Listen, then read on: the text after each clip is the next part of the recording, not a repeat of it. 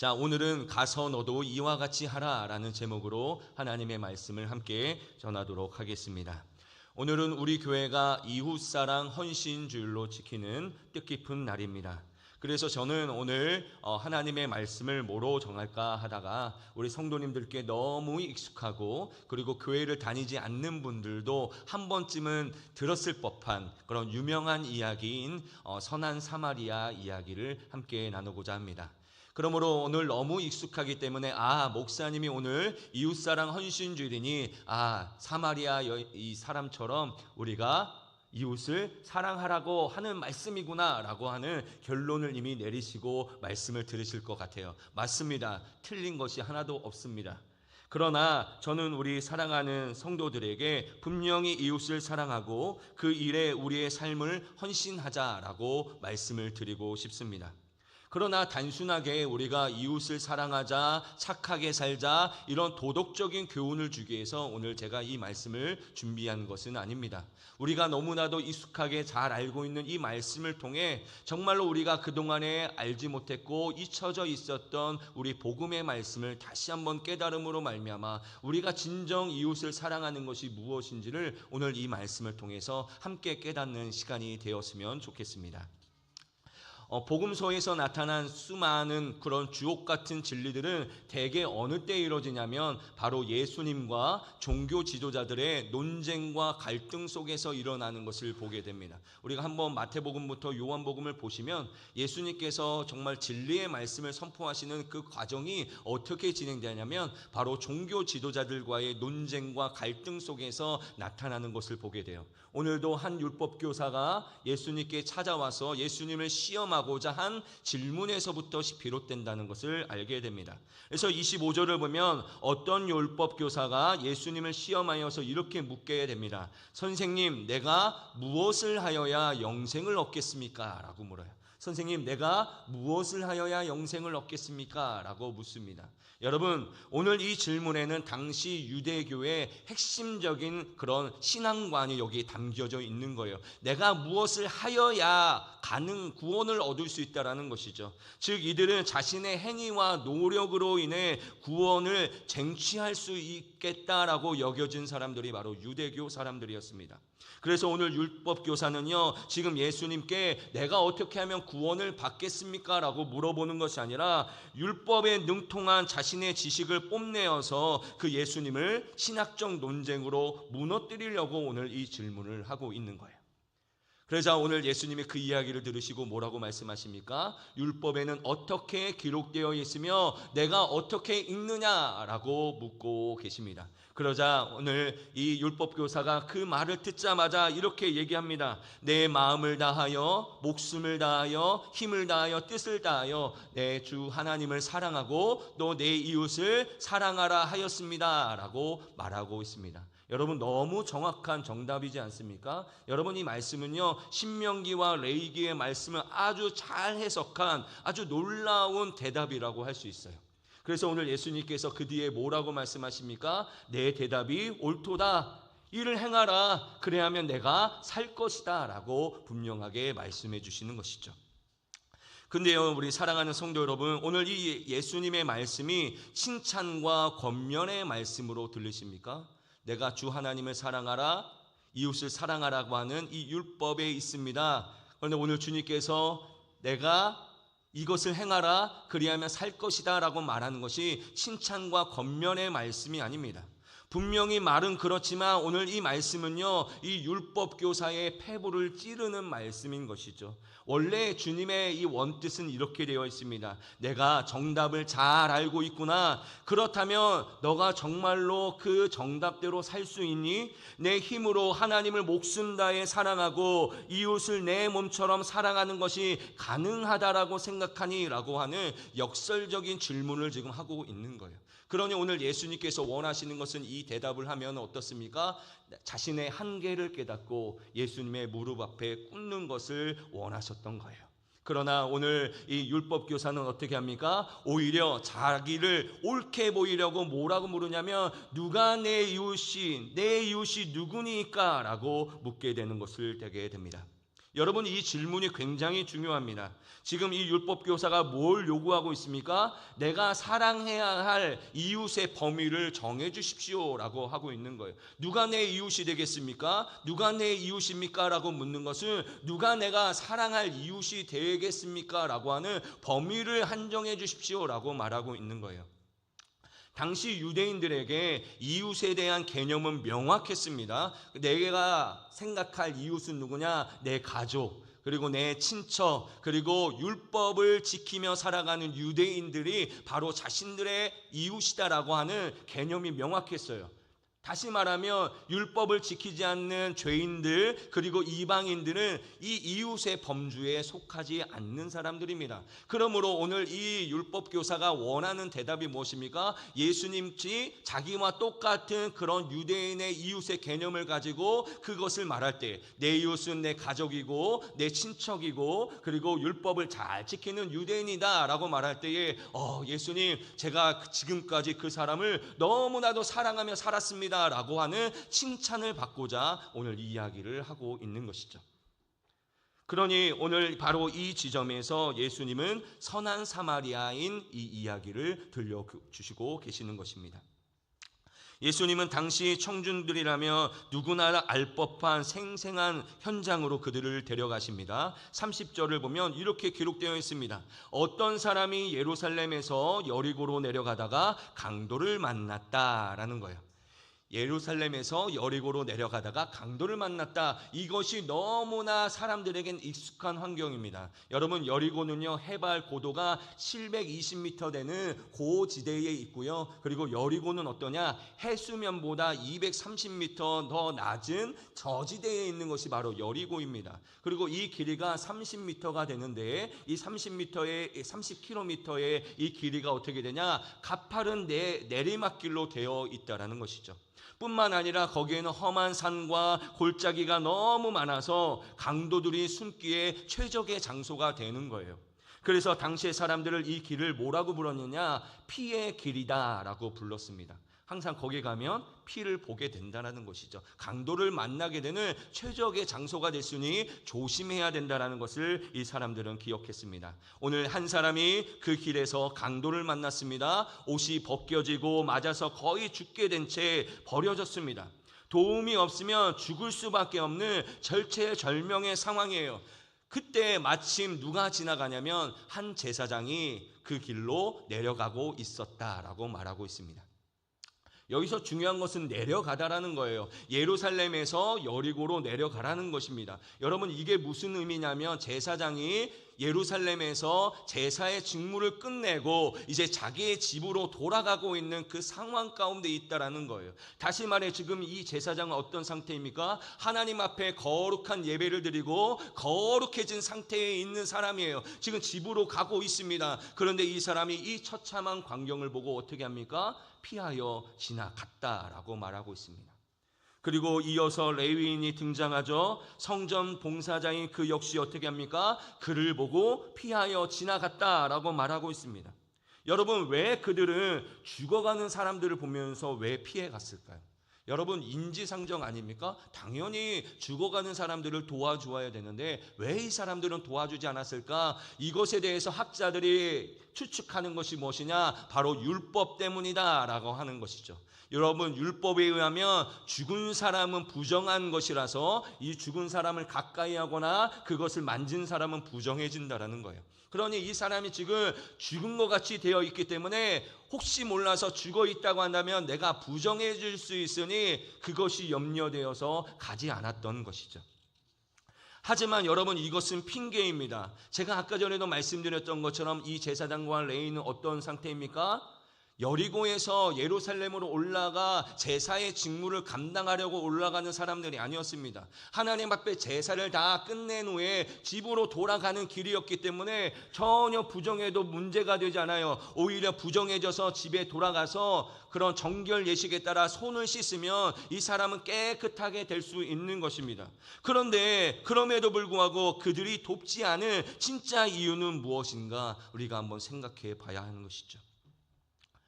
미국 프리스턴 신학교에서 매우 흥미로운 실험을 했다고 합니다. 그것은 바로 신학생들에게 선한 사마리아인에 대한 설교를 준비하게 하고 그 설교를 실습하러 가는 장소로 보내는 거예요.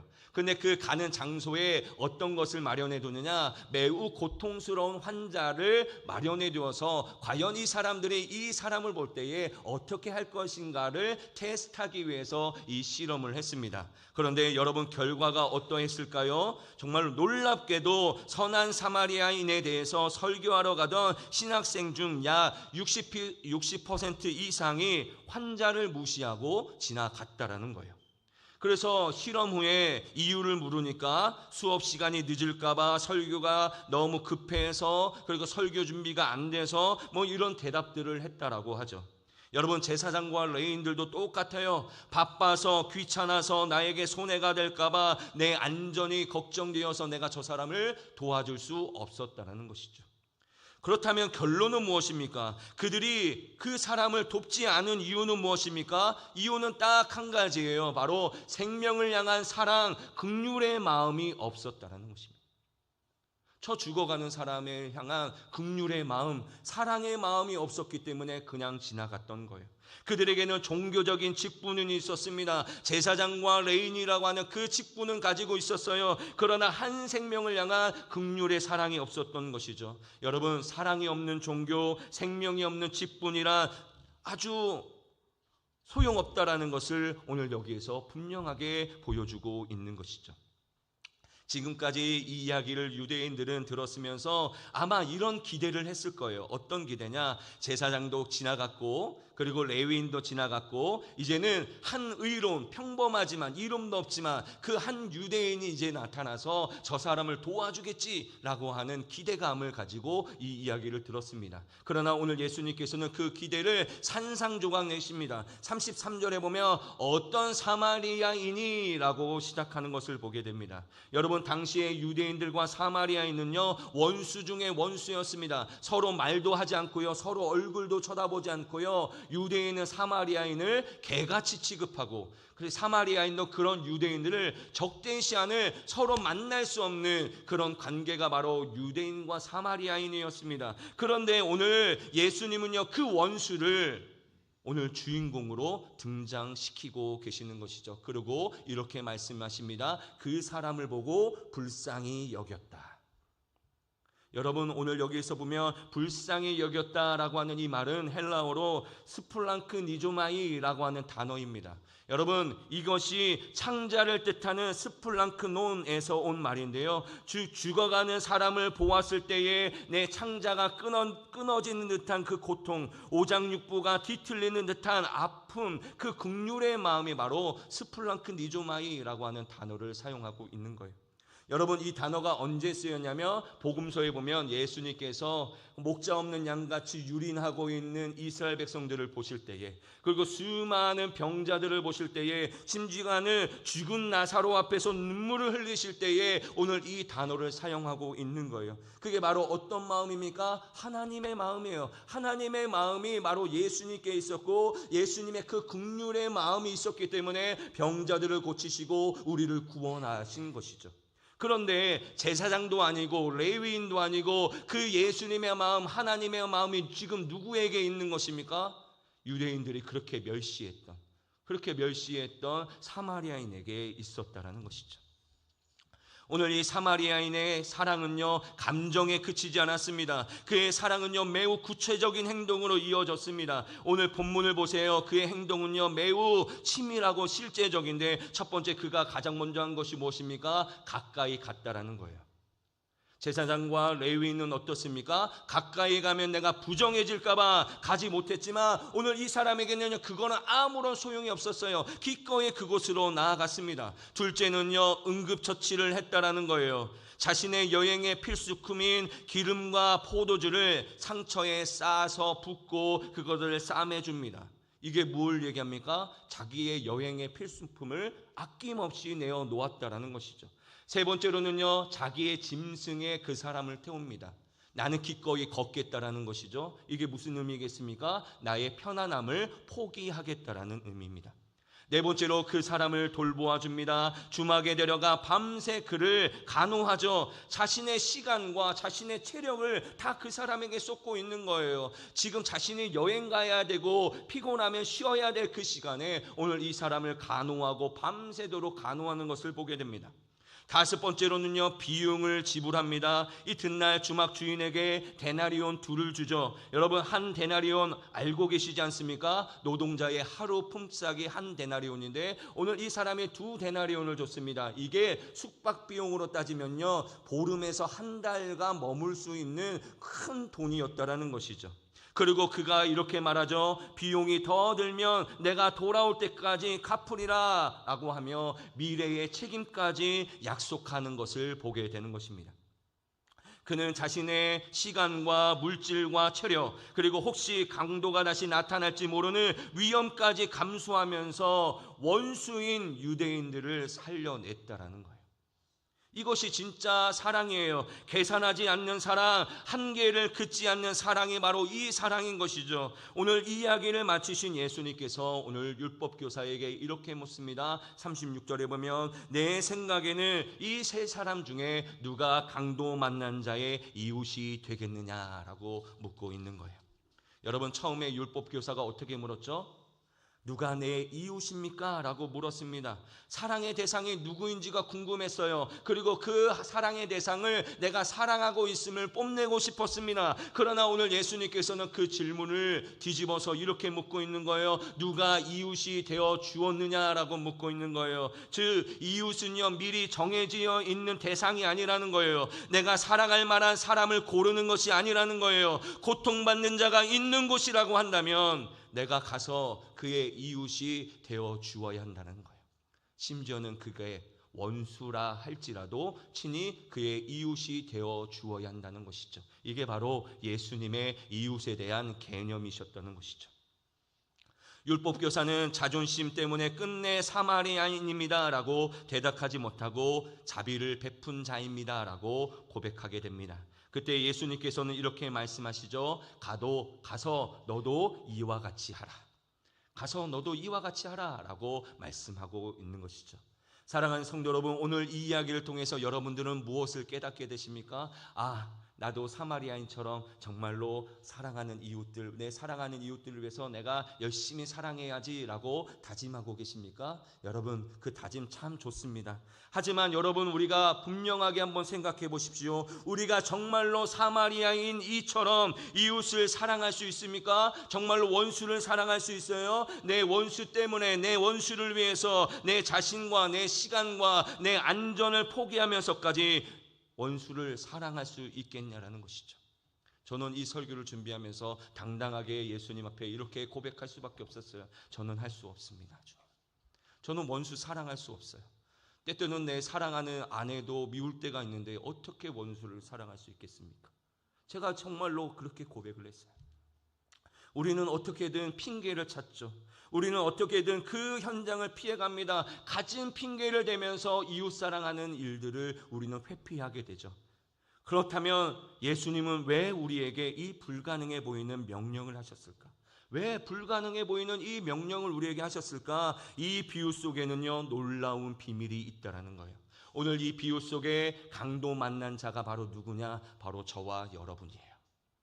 우리가 죄로 인해 영혼이 발가벗겨지고 사탄의 유혹 때문에 빠져 거반 죽게 된 상태에 스스로의 힘으로는 도저히 살아날 수 없어 죽음만 기다리는 그 존재, 그것이 바로 하나님을 떠난 우리의 실존이었다라는 것이죠. 여러분이 우리가 바로 강도 만난 이웃이었다라는 거예요. 그런데 여러분, 종교도요, 율법도요, 우리의 선행도요, 우리를 구원하지 못해요. 제사장과 레위인들처럼 그들은 우리를 보고 지나칠 수밖에 없었습니다.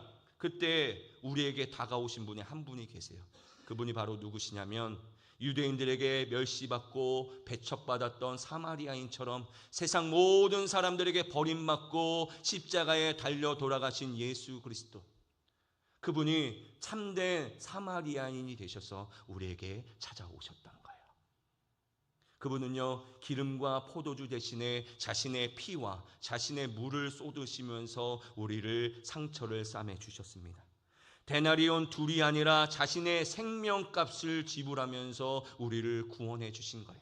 그리고 어떻게 하십니까? 하늘로 승천하시면서 성령님께 우리를 부탁드리면서 내가 돌아올 때까지 이 사람들을 잘 지켜주십시오라고 성령님을 보내주셨던 것이죠. 사랑하는 성도 여러분, 우리가 이웃을 사랑해야 하는 이유는 내가 도덕적으로 훌륭한 사람이어서가 아닙니다. 우리가 먼저 그 엄청난 사랑을 받았기 때문이죠. 죽어가던 내가 바로 예수님의 그 스플랑크니즈마의 그 긍휼의 마음, 그 창자가 뒤틀려지는 듯한 그 아픔을 예수님이 느끼시고 죽어가는 우리를 보시고 그 마음을 느끼시고 우리를 살려주셨던 그 마음이기, 그게 때문에 우리가 살아났던 것이죠. 그러므로 가서 너도 이와 같이 하라고 하는 이 말씀은요, 내가 받은 그 생명의 사랑을 이제는 흘려보내라고 하는 주님의 말씀인 거예요. 원래 너희에게는 사랑이 없어. 그러나 내가 너희에게 사랑을 주었기 때문에 너희도 마땅하게 이 사랑을 행해야 된다라고 오늘 주님께서는 우리에게 말씀해주고 있는 것이죠. 여러분들이 예수님께 받은 사랑이 어떤 사랑입니까? 여러분이 예수님께 받은 사랑이 얼마나 큽니까? 여러분 생각해 보세요. 원수인 우리였는데 정말 우리를 위해서 예수님이 십자가에 달려 죽기까지 사랑하셨던 거예요. 이제는 그래서 너도 이와 같이 하라 라고 우리에게 말씀하고 있는 것이죠.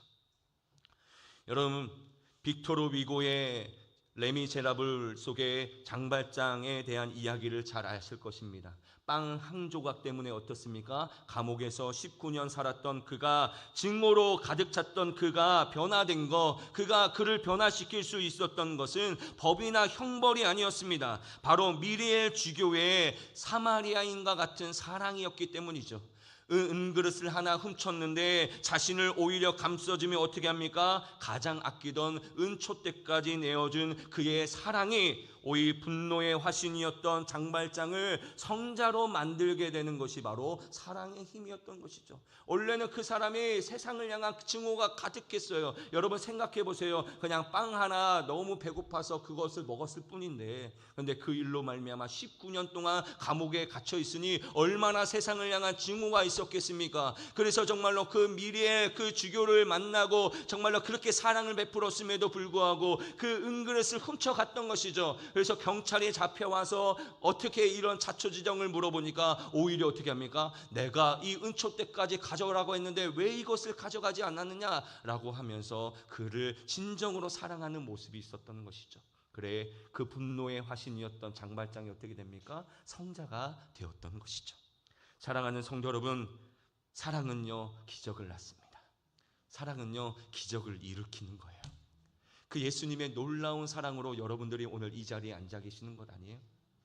여러분, 우리가 세상에 즐길 것 많이 있음에도 불구하고 오늘 왜 이 자리에 나와서 예배를 드리고 있습니까? 그 하나님의 사랑을 받았기 때문에 우리가 변화된 거예요. 그리고 우리가 왜 이웃사랑 헌신주의라는 이 주의를 지켜가면서 이웃을 향한 우리의 물질을 쏟아 부어야 됩니까? 사랑으로 변화되었기 때문에 그래요. 우리가 이렇게 변화되었듯이 우리가 베푸는 작은 사랑이 누군가의 인생을 바꿀 수 있다라는 것이죠. 그래서 오늘 우리 교회는요, 이 이웃사랑 헌신주의를 맞이하여 우리가 살고 있는 이 거제 땅 상문동 지역의 이웃이 되고자 합니다. 그래서 오늘 주보 안에 보면요 별지가 있습니다. 그 별지를 보시면 우리가 4가지 사랑을 좀 실천하려고 합니다. 첫 번째로는요, 어려운 미자립 교회의 목회자들을 돕는 사랑의 쌀 나누기예요. 여러분, 어려운 목회자들이 얼마나 많은지 모릅니다. 그 목회자들에게 쌀을 베풀 수 있는 것. 두 번째로는 우리 지역에서 지금 나라를 지키고 있는 국군 장병들을 위한 위문의 사역. 세 번째로는 경제적으로 어려움으로 인해 치료받지 못하고 있는 우리 거제 지역에 있는 소아암 어린이를 돕는 일. 그리고 마지막으로 우리 상문동 지역의 아이들을 돌보는 우리 지역 아동센터를 우리 정기 후원하는 이 일인 것이죠. 누군가에게는 이 작은 것이 그냥 작은 기부일지 모릅니다. 그러나 지금도 많은 사람들에게 누군가에게는 이것이 생명의 동아줄이 될 수 있다는 것이죠. 오늘 예수님께서 가서 너도 이와 같이 하라. 오늘 예수님의 이 놀라운 부르심 앞에 우리는 우리의 작은 정성이 기적을 만드는 그런 마중물이 되기를 우리가 기도하면서 이 헌신 예배를 우리가 드렸으면 좋겠습니다. 그래서 우리 살아가는 이번 한 주간 여러분의 눈이 머무는 곳에 주님의 긍휼이 함께하고 여러분의 손길이 닿는 곳에 회복이 일어나는 놀라운 축복의 역사가 일어나기를 주님의 이름으로 축복합니다. 다시 한번 말씀드립니다. 여러분, 우리가 왜 이웃을 사랑해야 됩니까? 왜 우리가 원수까지도 사랑해야 됩니까? 원수였던 우리를 위해서 예수님이 이미 큰 사랑을 베풀어 주셨기 때문에 그래요. 여러분, 우리가 너무 이 말에 감격 없이 흘러갈 때가 너무 많이 있습니다. 여러분들이 용서하지 못할 사람, 여러분이 사랑하지 못할 사람은요, 아무도 없어요. 왜냐하면 정말로 죽을 수밖에 없었던 우리를 위해서 예수님이 자기의 몸을 희생하면서까지 살려주신 거라고 한다면, 여러분, 우리가 하지 못할 일이 없고요, 하지 못할 용서가 없고요, 우리가 꼭 사랑할 수밖에 없게 된다는 것이죠. 그러므로 사랑하는 성도 여러분, 오늘 이 선한 사마리아인으로 오신 우리 안에 오셔서 우리를 변화주신 그 주님의 사랑의 마음처럼 오늘도 가서 너도 이와 같이 하라 라고 하는 이 주님의 음성 앞에 여러분들이 기꺼이 헌신할 수 있는 우리 사랑하는 성도님들이 되시기를 주님의 이름으로 축복합니다.